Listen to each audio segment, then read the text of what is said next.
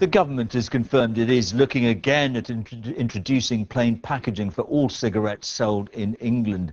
In July, ministers announced they were not pressing ahead with the changes, but now it's asked an expert to look at whether the move would reduce the number of young people who start smoking. Here's our health correspondent, Dominic Hughes.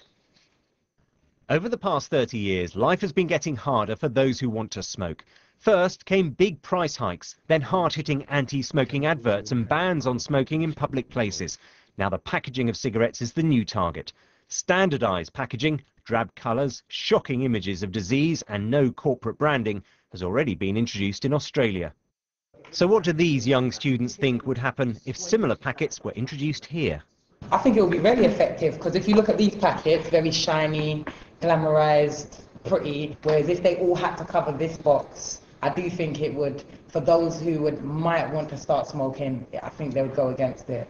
If you want to try a cigarette, you're still going to try it. Like, not everybody's going to care about what the packaging looks like. Introducing standardised cigarette packaging doesn't really aim to persuade a 60-year-old lifelong smoker to quit. Instead, it's targeting very much younger people and tries to dissuade them from starting in the first place. But the key question is, how effective is it? The hardest evidence will come from Australia, but the ban there has been in place for less than a year. Countless studies have shown that unbranded cigarette packaging, the standardised packaging which we're talking about, makes smoking, makes cigarettes much less appealing to children. So I don't think we actually need any more evidence than we already have. But the pro-smoking group, Forest, says packaging is not the main issue. Education and information is the way to stop the uptake of smoking. It's not packaging that makes a difference. There was some surprise at today's announcement after ministers seemed to withdraw support in July. Today, though, it was a different story. This government has been consistent in its desire to have an evidence-based approach to public health.